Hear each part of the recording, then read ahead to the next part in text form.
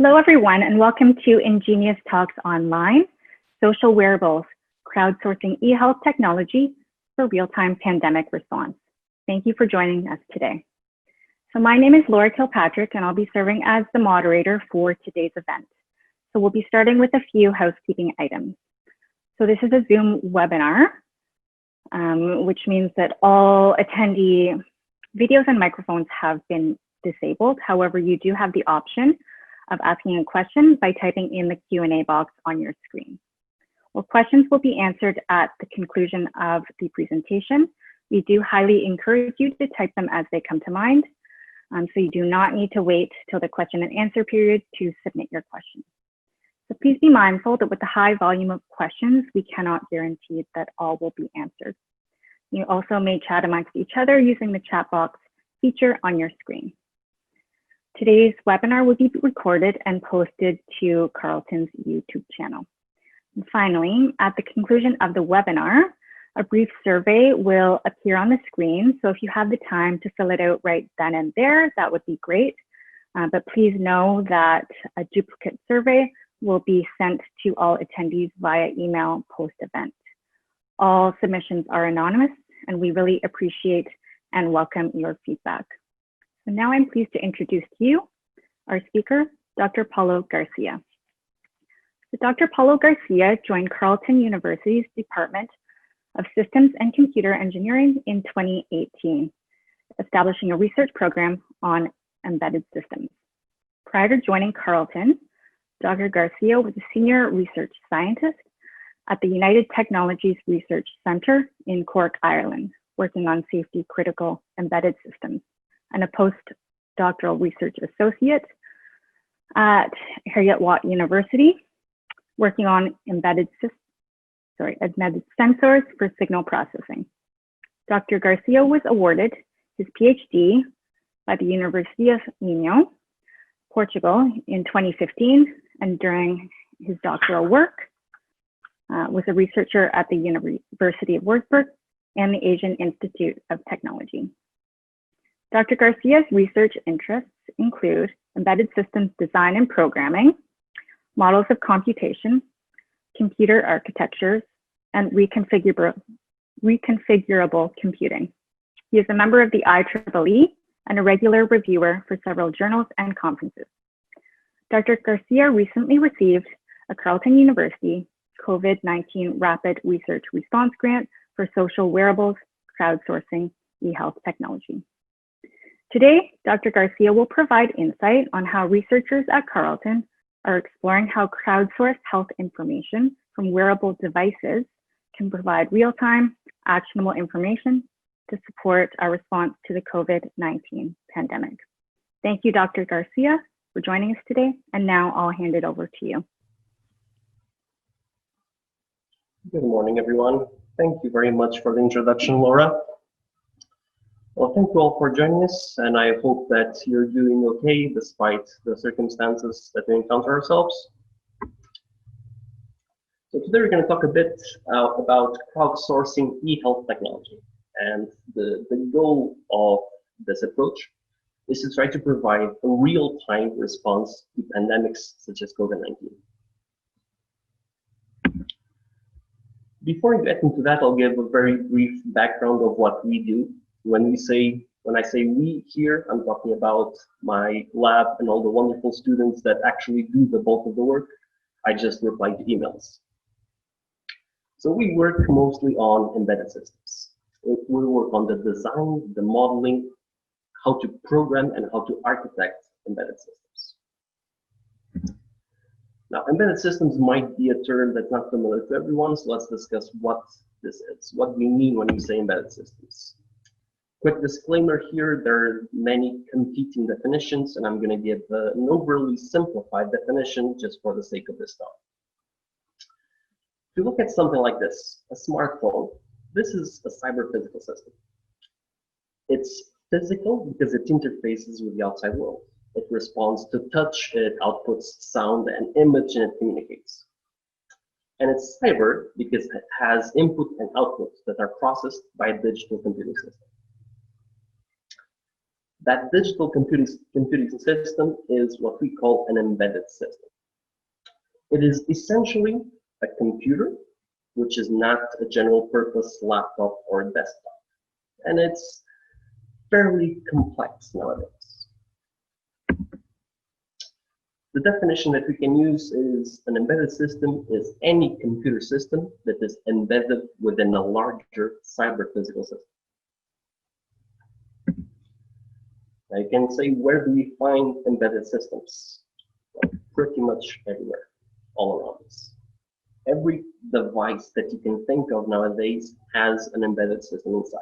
It has computing capabilities, processing capabilities built into its design. If your car was built in the last 10 or 15 years or take, it has approximately 100 embedded systems on board. Each wheel has its own embedded system controlling the brakes, and there's a centralized embedded system connecting to the brakes, deciding how each wheel should actuate depending on whether you're driving straight ahead or you're turning. These are all different computations that happen inside cars and every other vehicle, every other device that you can imagine. Now, embedded systems was up till the 70s or 80s, give or take, considered a subset of computer engineering. And that changed, it's become its own discipline because of the complexity. Because embedded systems is basically an intersection of a lot of different fields. There are aspects of software engineering, for example. In embedded systems, we care about the scalability of systems. We care about certification standards for safety critical architectures, where design practices from software engineering come into play. There are aspects of computer architecture. We care about battery life. We care about the size of an embedded system. We care about the hardware design. Electronics engineering. There are applications that require, for example, electromagnetic hardening, everything from biomedical applications to space or avionics. It requires a little bit of electromechanical engineering because it has to interface with the physical world when it becomes a cyber-physical system. And this interfaces with mechanical and electrical actuators and sensors. And it has components of scheduling theory, because embedded systems are systems where we care about predicting how they behave and when they behave the way they do. So it's a complex interdisciplinary discipline that covers a lot of different fields. One of its main characteristics compared to general purpose computing is that embedded systems are constrained. And they're constrained in several different metrics, everything from size to power consumption to performance. And again, the smartphone example is a good example. You don't want a fantastic smartphone if it doesn't fit in your pocket. Size matters. You don't want it if the battery lasts 1 hour. Power consumption matters. So a lot of these things, when you start going into embedded systems for vehicles, for example, safety and reliability matter a great deal. All of these constraints contribute to the challenges of designing embedded systems. And that's why most embedded systems nowadays are complex. In the 70s and 80s, you would have 8-bit microcontrollers doing the bulk of the work with very little software running on top. That is no longer true. There are embedded systems nowadays that have very complicated hardware that combine multi-core microprocessors with GPUs, with FPGAs and dedicated hardware for acceleration, with very complex software stacks, running hypervisors with different operating systems on top and multiple user applications. So this complexity aligned with these constraints contributes to the challenge of embedded systems design. So what we do in my lab is basically come up with techniques, models, and methodologies for low power design. We care very much about battery life. For high performance embedded systems, we're looking at how to use, for example, multi-core processors to their full extent. And ease of programmability. We want abstractions, we want programming tools that facilitate the design, that can cope with this complexity, that can cope with all these challenges. Just a few examples here. This is some work that I've done in the past on embedded image processing. So that is a very small camera. It's connected to an FPGA board, where in this example, it's doing facial recognition and tracking on everything done by hardware. There is no software involved whatsoever in the processing and detection of faces. What you see here is just an image on a computer to visualize what's happening. But all this work is being done by hardware, which achieves really high performance. And we look at methodologies on how to map images onto hardware. And we observe that if you map the same image with the same functionality differently, you get substantially different results in terms of power consumption. We could achieve a great reduction in power consumption just by changing how we store pixels of an image onto the hardware.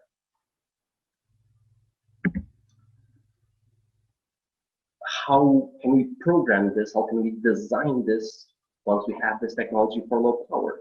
Well, this is an example of a formal definition of a programming language dedicated for image processing that I've worked on with some colleagues at Carleton University, where we could very quickly, from a program as simple as this is an example of a program in that language, design hardware that does, for example, edge detection and image segmentation. So this is about raising the level of abstraction, making embedded systems easier to design, easier to program.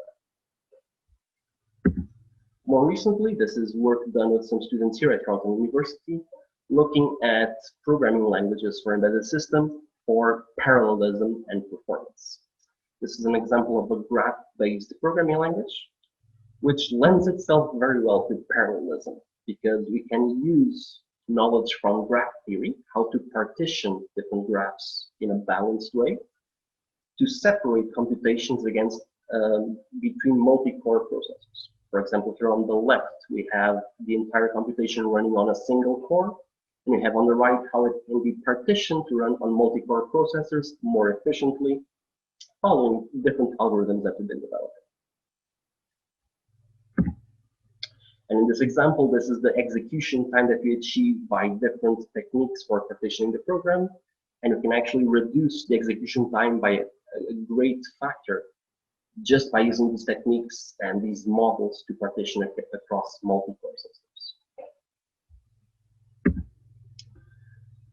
I've also done a little bit of work on intersectional research, where we collaborate with people from other disciplines to see how technology, embedded systems and otherwise, affects society and be deployed ethically.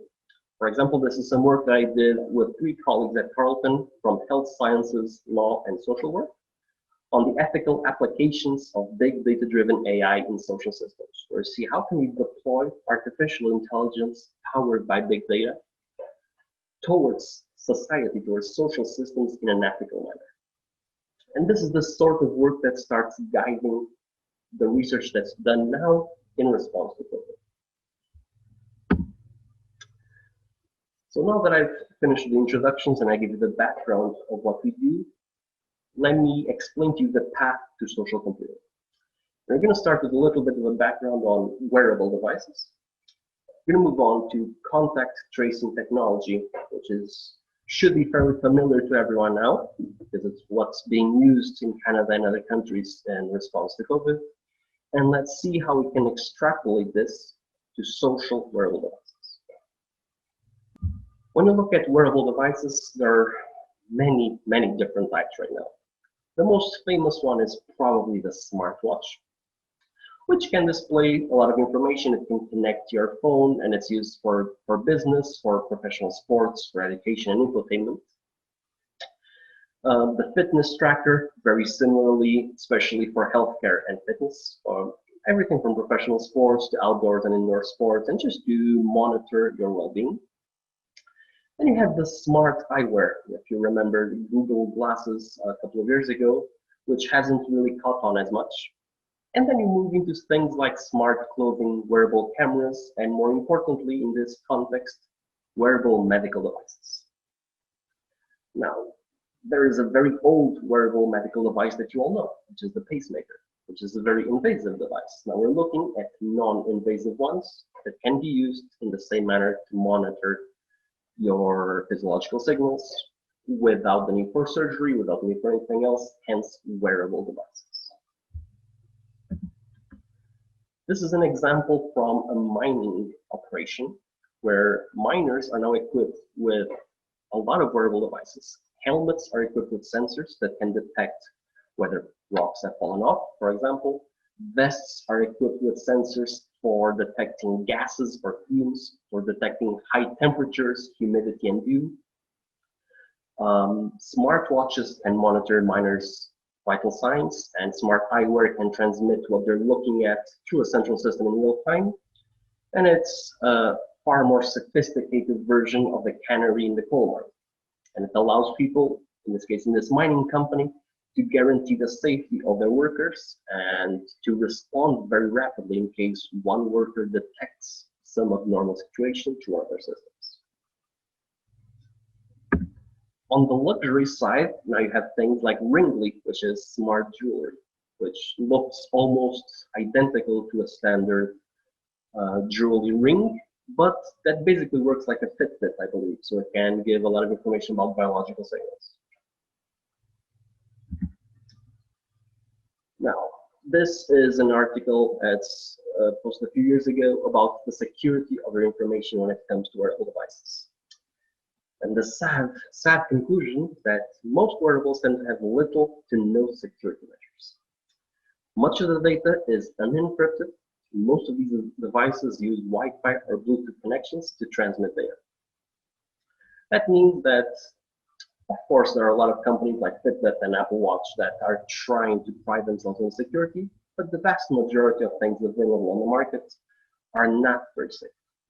And as we move from a personal use of these devices to a social use, when we start having a lot of data gathered by these devices, this matters. Security is an important issue. So social wearables are the idea of extrapolating wearable device technology.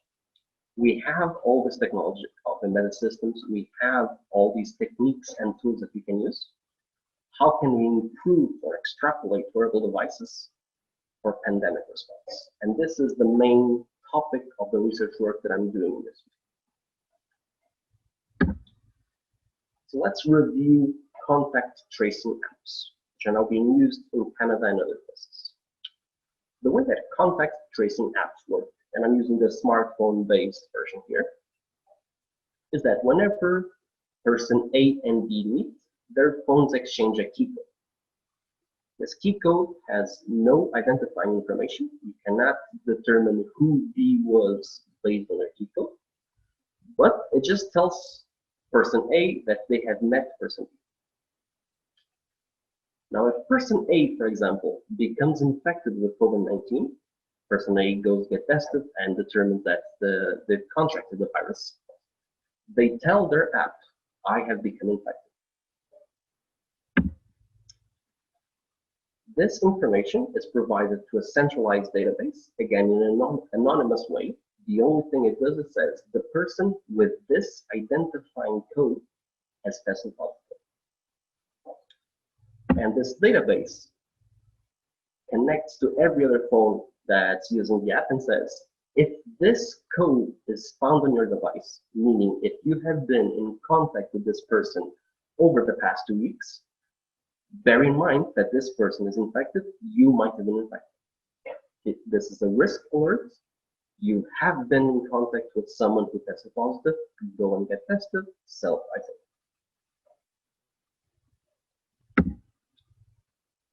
This has good things.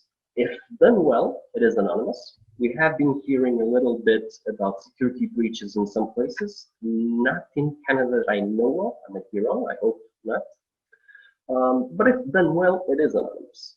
And it does prevent future contagion. If people act accordingly, once they get notified that they have been in contact with someone who tested positive, they can self-isolate, they can get tested. Now, the cons of this is that it's a delayed response.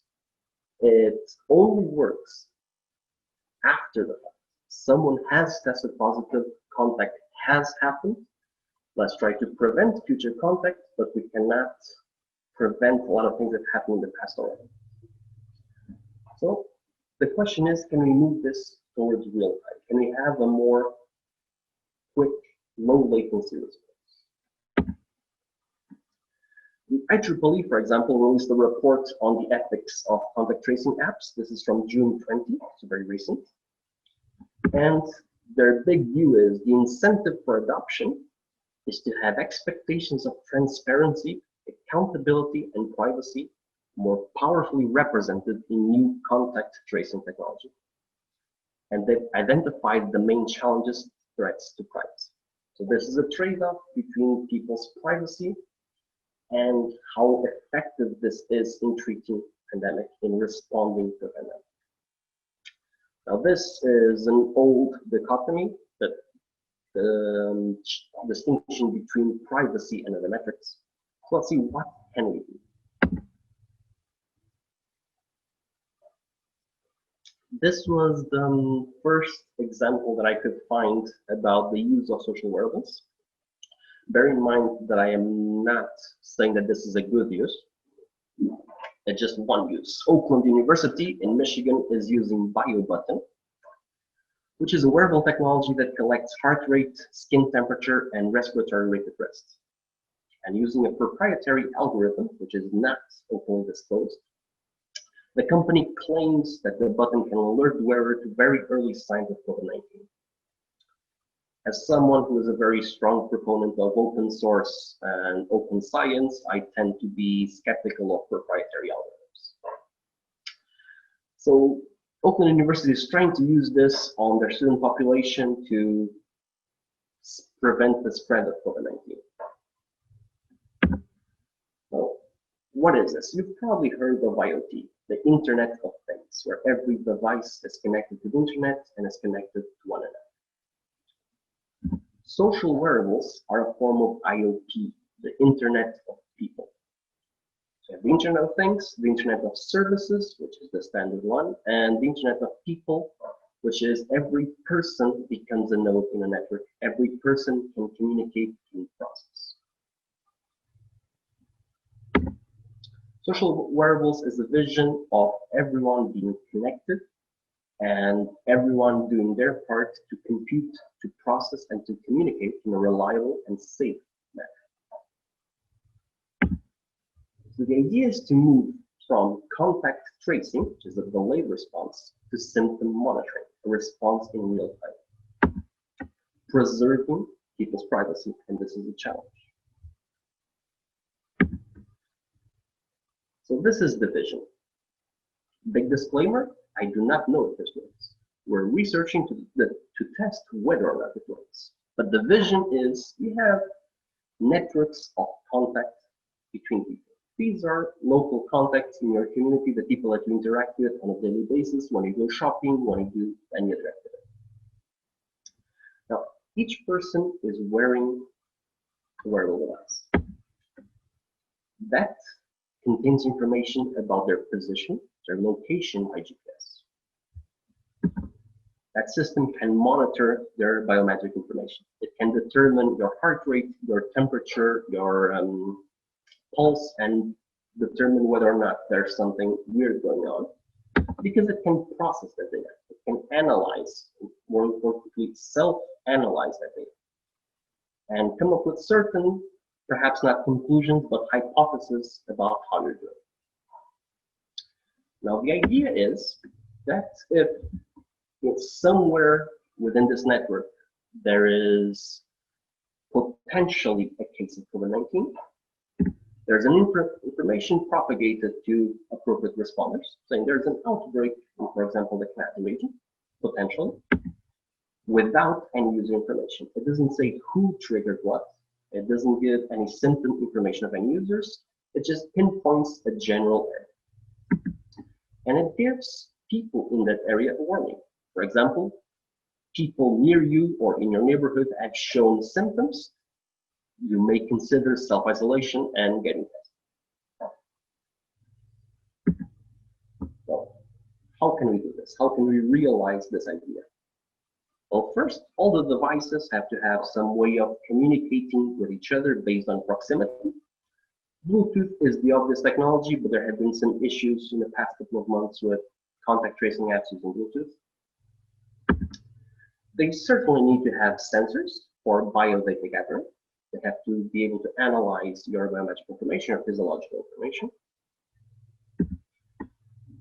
And here's the key, they need some mechanism for decentralized, encrypted, anonymous communication. And what can we do to realize this? What mechanism can we use? Well, there is one, Bitcoin, blockchain. Blockchain technology is a mechanism for distributed, encrypted, anonymous communication, where all users are anonymous, and it's decentralized by construction. Now, the most obvious example of blockchain technology is its use in Bitcoin, which we can demonstrate here. In Bitcoin, blockchain stores transactions. The chain links together multiple financial transactions, each in a block. So, for example, if you have a transaction between two people, that information is stored in a record. That record is processed by the network for acceptance. And this is what we mean when we say mining Bitcoin. There are a lot of computers validating the transaction within a network. That transaction is eventually stored in a block. A block has a record of all the information of many different transactions and is protected by a cryptographic hash, which contains also the hash of the previous block in the chain. And each block is then added to the chain. And these are ordered blocks, where the order is guaranteed by cryptographic methods. And it creates a blockchain of records. Well, how can we apply this to social computing? We don't care about financial transactions now. We care about contact between people. Each transaction corresponds contact between users. And that can include things like symptom information, location, etc., without identifying information. So for example, if you have two users here, each carrying their own distinct blockchain, when they come in contact with one another, their phones or their wearable devices will communicate and process together, and will create a new block, which has the combined symptom information of these two people. As they go their separate ways, both carry this new block in their own local chain. If you are familiar with Bitcoin, you'll realize that this is a very different approach. In Bitcoin, for example, there is one blockchain for Bitcoin, which is distributed, but it's the same for everyone.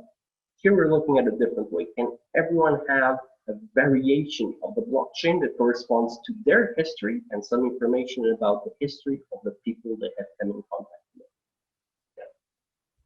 with? Now, if each device carries a chain which corresponds to past contacts and symptom information, and these chains can be truncated temporally. Maybe we just care about the past 2 weeks, maybe we just care about the past few days, depending on how symptoms involve.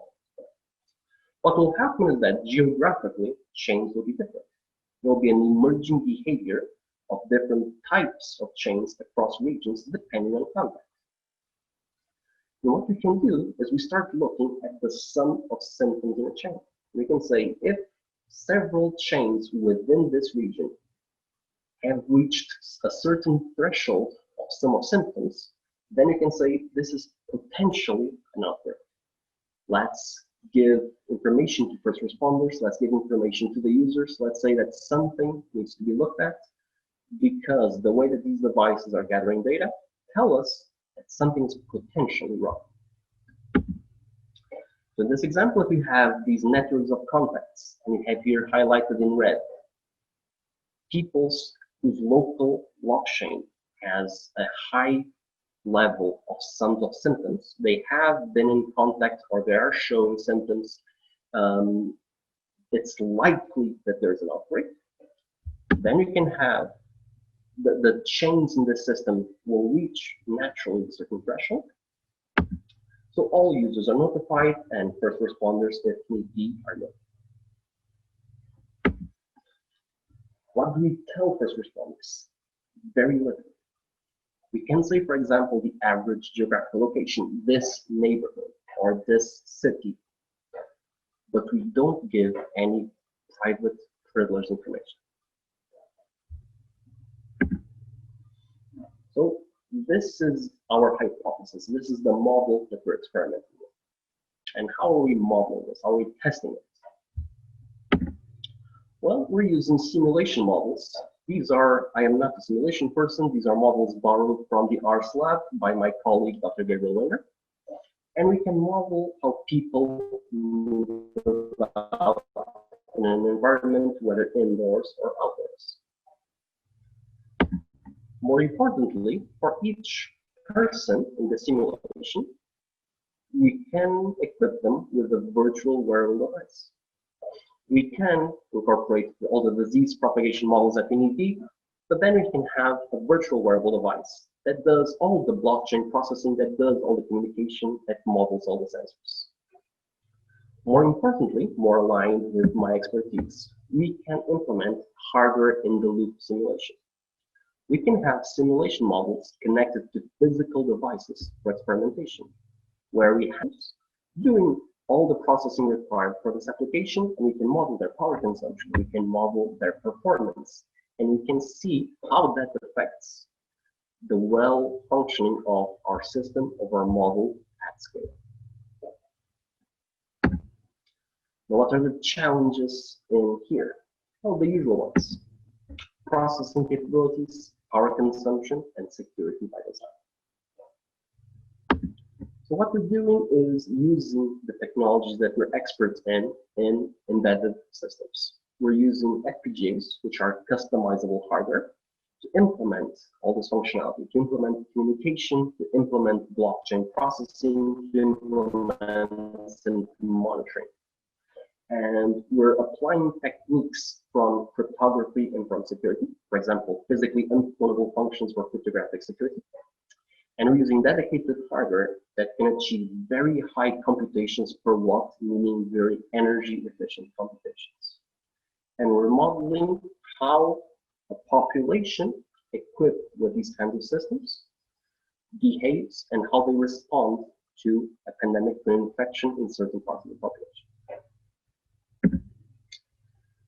So just to conclude, embedded devices can offer a lot of benefits. This is known, but we think they can offer even more benefits if they're connected with crowdsourced data, especially and only if technologies for security and privacy are in place. More importantly, when all these features are built in by design, because you cannot have security on top of existing systems, it has to be fundamentally embedded into its creation. With that, I conclude this talk. Thank you very much, and I'm very happy to go over any questions that you might have. Wonderful. Thank you, Dr. Garcia, for that talk. Very informative for sure. So if you do have a question, there is a Q&A box on your screen that you can submit it through. So we encourage you to do that. But we'll start off with our first question. So Dr. Garcia, how is the risk analysis conducted? Is it based on how often you've seen that particular person?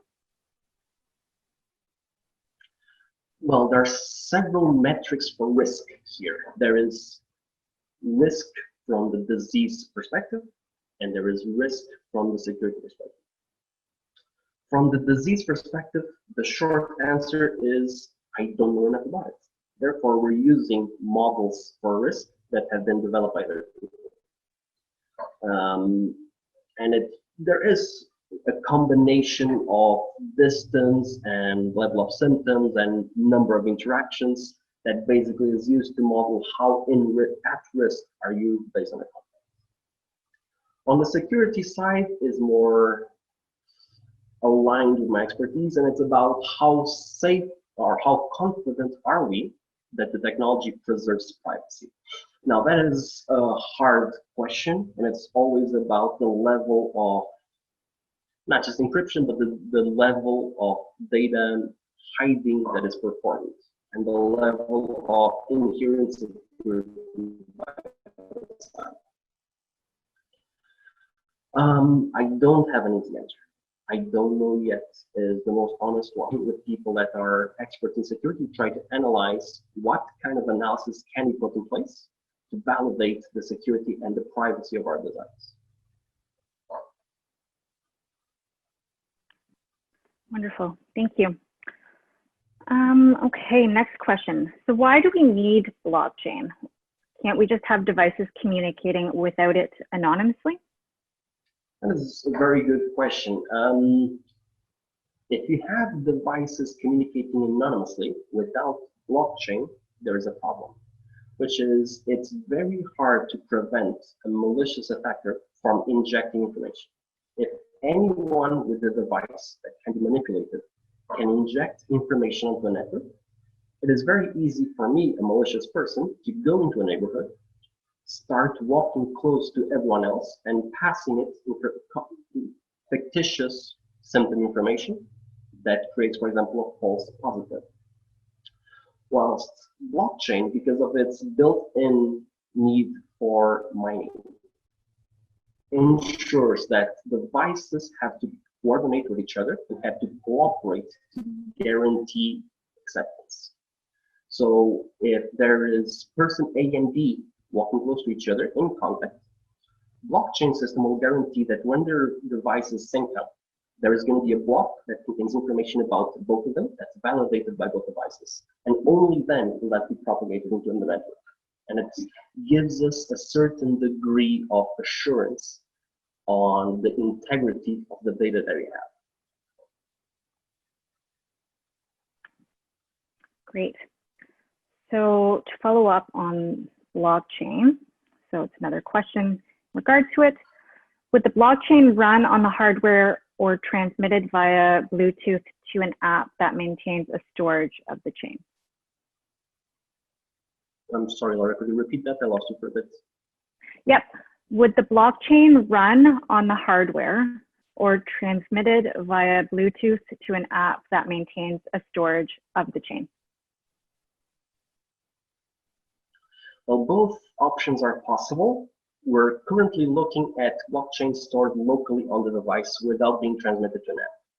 Reason being, as you start transmitting things to an app, you very quickly run into the problems that you have to trust the manufacturer. So, yes, it can be done. I won't go into the whether or not we should trust device manufacturers, but if we can do it locally on a device, that's better. There's an added aspect to that. Communication costs power. So if devices have to communicate with one another to determine that their contact has happened, we might as well just do all the communication in regards to the blockchain at that level rather than communicating with an app that's just going to spend more battery life as well. So minimizing communication is almost always a good idea.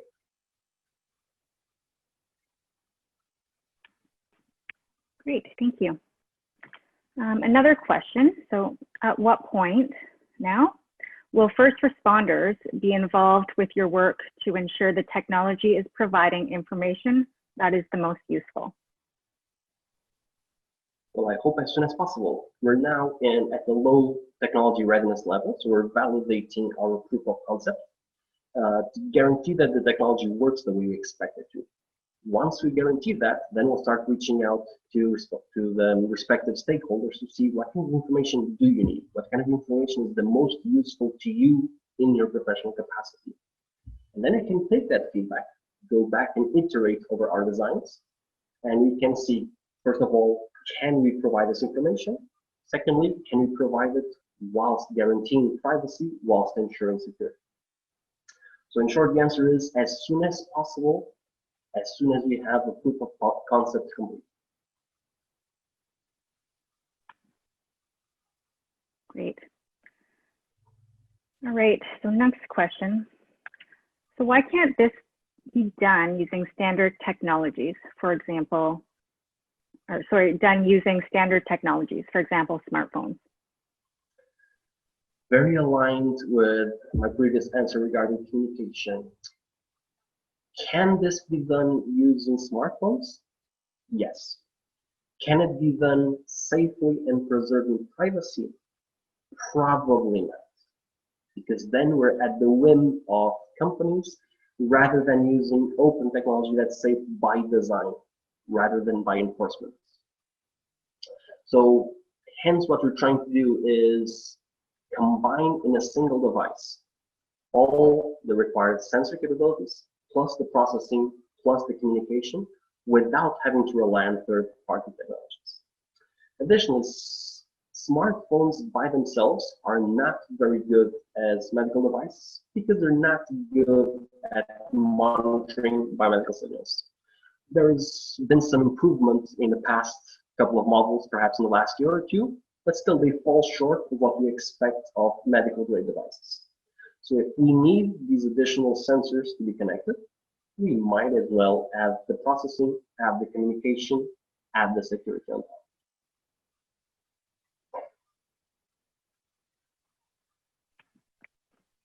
Okay, and then I believe this is our last question that's been submitted. So we do have a little bit more time. If you do want to submit a question, you can still do so.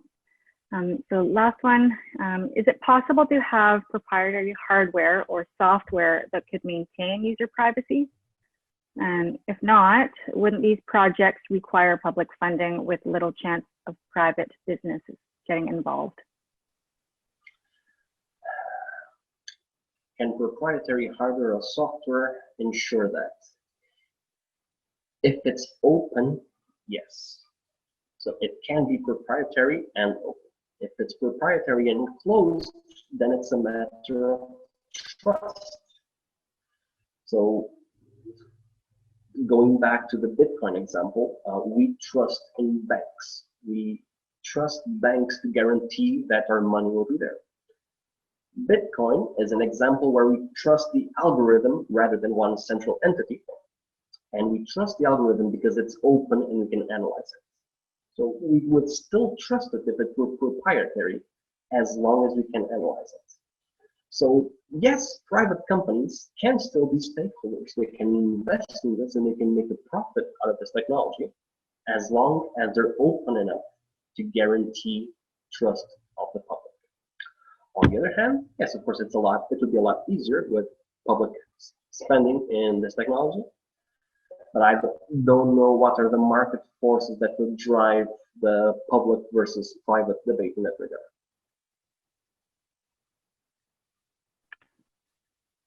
Okay, we just had one more question submitted, a little bit more general. So what of your research areas do you think have the greatest need in this day and age?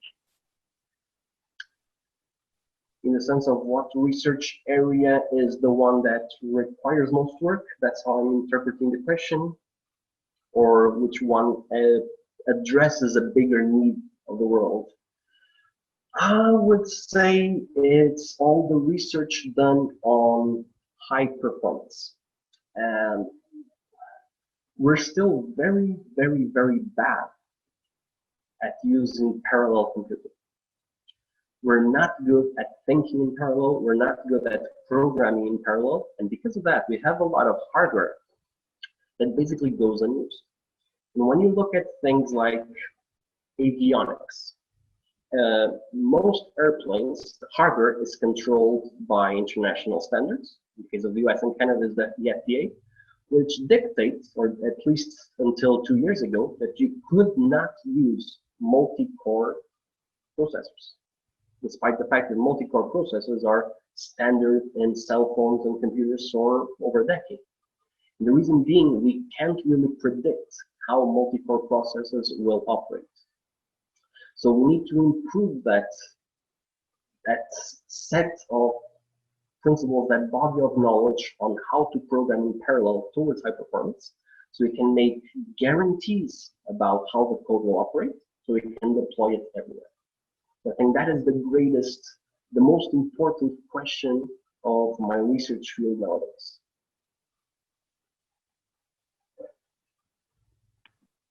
Okay. Well, thank you very much, Dr. Garcia. Lots of insight for sure. And just wanted to thank everyone else for taking the time to join us today. I really hope that you enjoyed the conversation. So you can see in the chat box that Dr. Garcia's website and Twitter handle have been provided.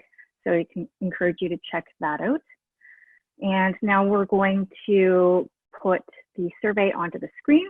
So if you do have time to fill it out right now, that would be greatly appreciated. We will use the email that you logged into Zoom with to send your survey though, post-event. So all answers are anonymous, please know that. And just last but not least, this webinar will be posted to Carleton's YouTube channel. All right. Thank you, everyone. Hope to see you again and stay safe.